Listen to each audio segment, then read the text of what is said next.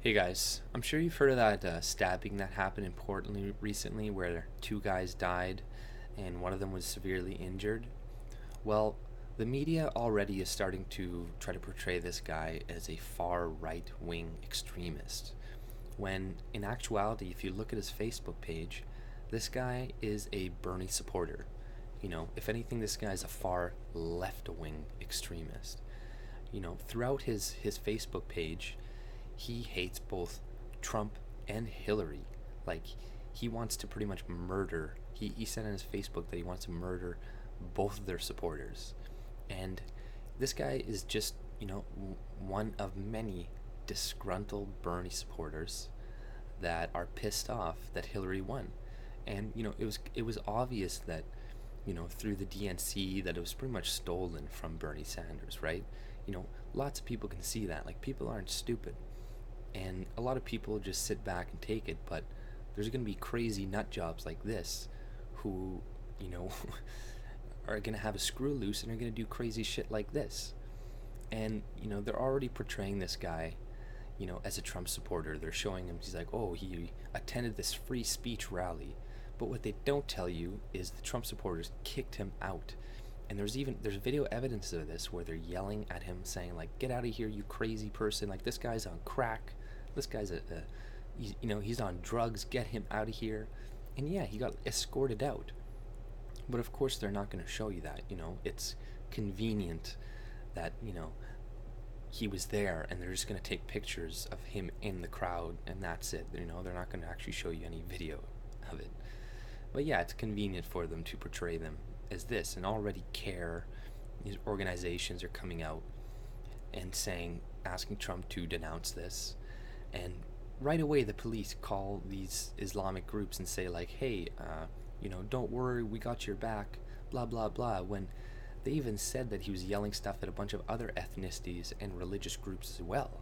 Like, this guy's he said many times he's a nihilist. He doesn't believe in anything. He's probably an atheist. Or no, actually, no, he was a Christian, right? Like, this guy, he was talking a lot about Christianity and God. And so this guy was extremely religious. He was he was a nut job. His mom, they interviewed his mother, and she's like, whoa, like, he must have been on drugs. And I know a lot of people are going to say, they're going to like, oh, whenever it's a white person, they're on drugs and they're crazy and they're not a terrorist. But this doesn't really fall under terrorism, right? This guy, we don't know if he had the intention to stab people. These guys intervened when a crazy crazy guy was ranting. Like, when you see a crazy guy in the subway ranting and shit, are you gonna approach him and try to, like, restrain him? No, you're not. And having a gun in some situations could have maybe prevented some of these deaths, right? I'm not saying everybody should be armed. Maybe don't arm like this crazy guy. They would know because he has like a history of being prior convictions and all these other things. So, the law-abiding citizens would be armed and could actually defend themselves in a situation when a guy has a knife, instead of trying to subdue a guy, who's gonna stab you. Like, if you try to stop somebody with a knife, there's a very high chance you're gonna get stabbed. You're gonna die. So these guys are heroes for trying to stop it, but at the same time, when people are yelling shit it's mean, sometimes you just let them. Don't necessarily intervene on that stuff, because I know they're being hateful maybe, but words are just words, right? And I just hate how this is falling.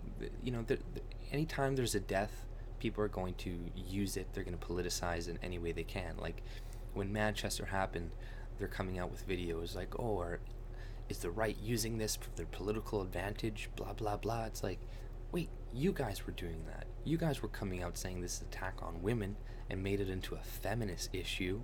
Like, what the fuck is that? It had nothing to do with feminism. And now people are like, oh, it's because of the conflict in Libya and everything you did in Libya, and you destroyed their homeland, blah, blah. Yeah, that plays a part. But people, when they're mad about something, they don't necessarily strap a vest and blow themselves up, right? There's been many conflicts. America now has invaded many countries and ruined many countries. They have not all decided to put vests on and blow up a bunch of little children, right? They go for military, you know, you know, establishments, and they go for military posts and soldiers and politicians. You don't necessarily just go for the people. But this isn't. I wouldn't say this is terrorism. This is just a nut job, crazy guy, and he doesn't necessarily have a backing. We don't really even know if he's a white supremacist, because once again on his Facebook, there was many things where he was decrying white supremacy. Like, oh, Trump just wants a white homeland, blah blah blah. So yeah, there's a ton of spin going on about this, and we'll see where it turns up and what new information arises after they investigate this guy. But if you like my content, subscribe and have a great day. See ya.